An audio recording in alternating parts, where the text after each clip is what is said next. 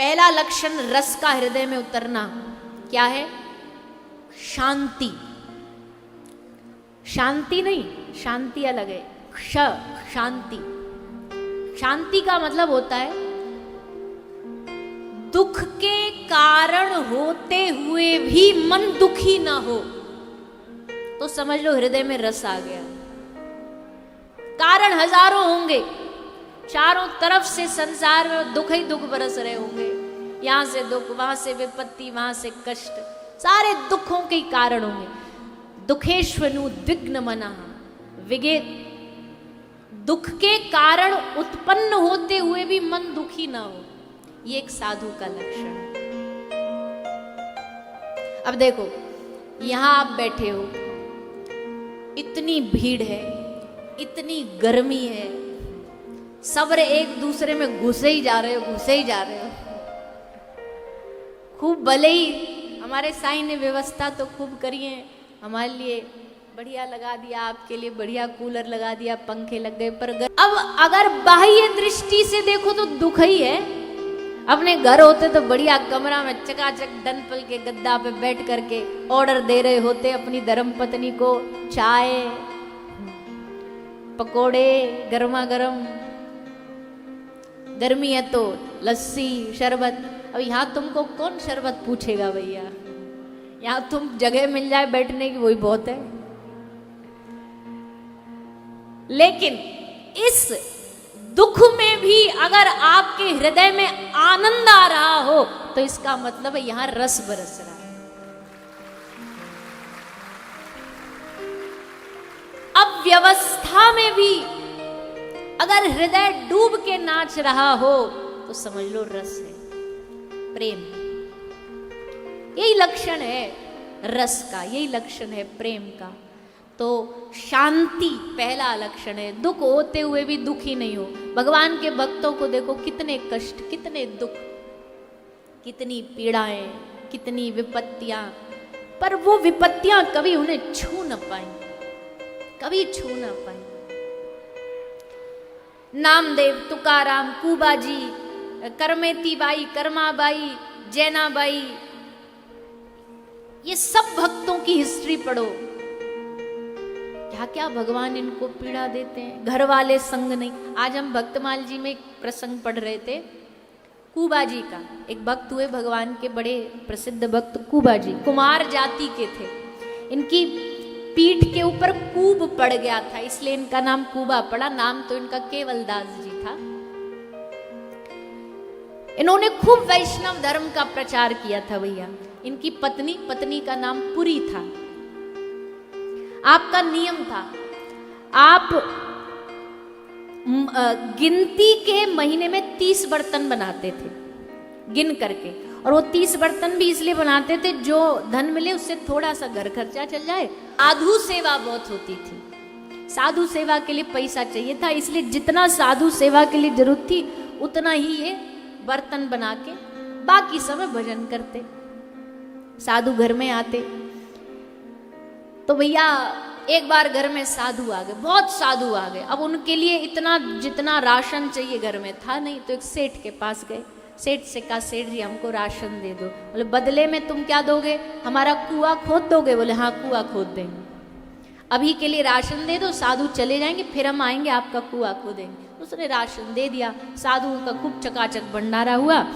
अब गए ये दोबारा कुआं खोदने, 80 हाथ गहरा इनको गड्ढा खोदना था।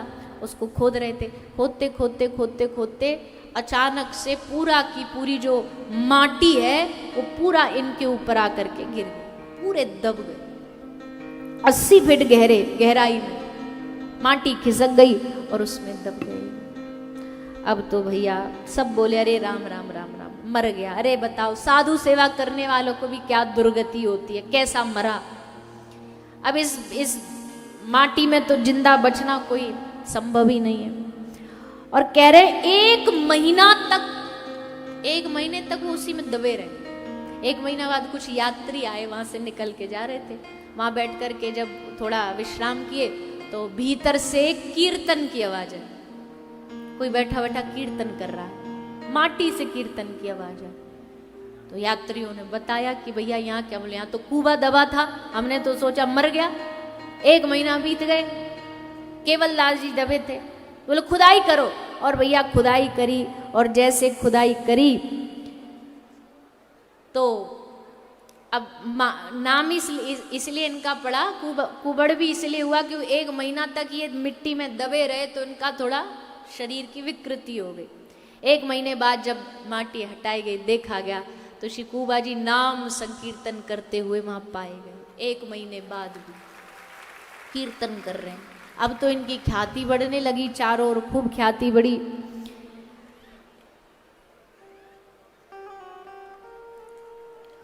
इनकी पत्नी जो थी वो ने थोड़ी तनक भनक वाली थी। ये जो ज्यादा भक्त होते हैं ना ठाकुर जी, इनकी पत्नियां ने थोड़ी सी टेढ़ी दे देते हैं ताकि ये इनको ज्यादा मोह में फंसने न दे। तुकाराम जी की पत्नी पता कितनी टेढ़ी थी महाराज, दिन रात बस ये गुस्से और उनके ताने चालू। तुकाराम जी कहते बढ़िया है, हमारी परीक्षा ले रही है कि हम में अभी संतत्व कितना बाकी है। यही तो पैरामीटर है नापने का संतत्व का, और कोई मशीन थोड़ी आती है जो बता सके भाई कितने बड़े साधु। कोई गाली दे रहा हो और फिर भी हंस के बोला आहा।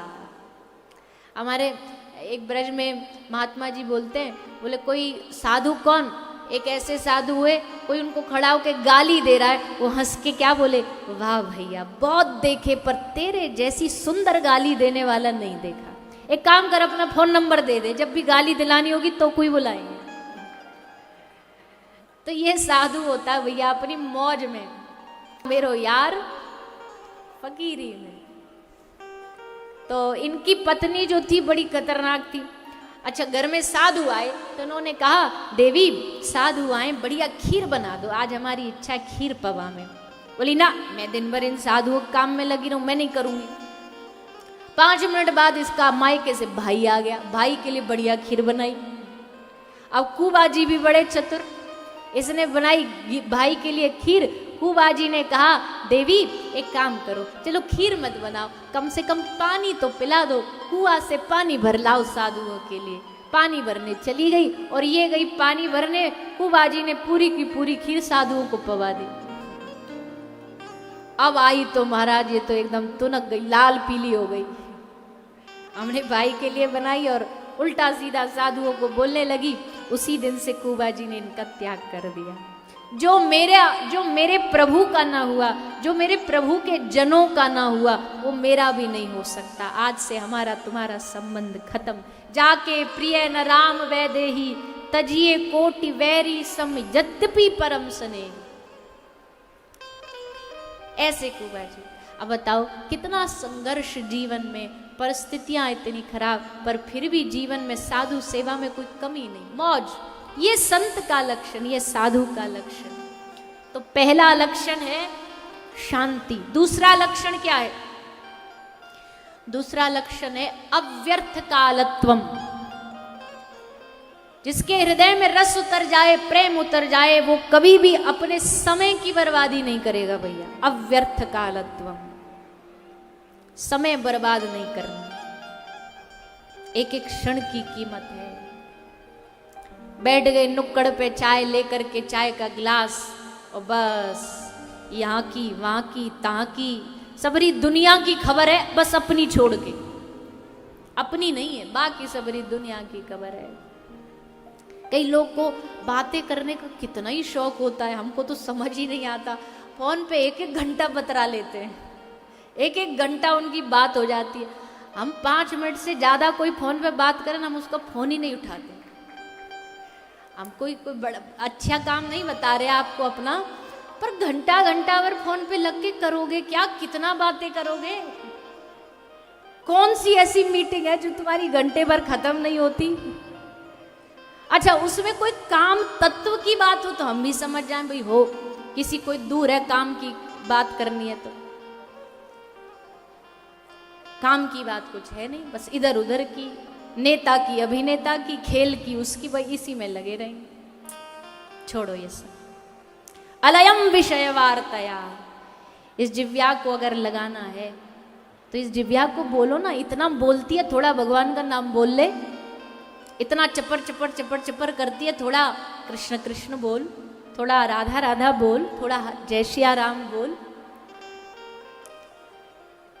अलम विषय वार्ता, ये जीव को आदत पड़ गई है बोलने की, बस बेकार की व्यर्थ की चीजें बोलने की। कम करो इसको, धीरे धीरे कम करो, बोलो। जब सबके साथ हो तो कृष्ण की बातें किया करो, जब सबके साथ हो तो कृष्ण की बातें किया करो, और जब अकेले हो तो कृष्ण से बातें किया करो। आदत डालो इस जिव्या को, क्योंकि ये बेचारी वैसे ही बदनाम है बड़ी सीधी, जो आदत डालोगे वही करेगी। अब आदत डाल रखी है इधर उधर का मैटर डिस्कस करने की, तो वही करती है। कम बोलो, समय पर बोलो, ये भी है। ये नहीं कम बोलना है तो अब बोलेंगे ही नहीं, चाहे कुछ भी हो जाए, आग लग जाए,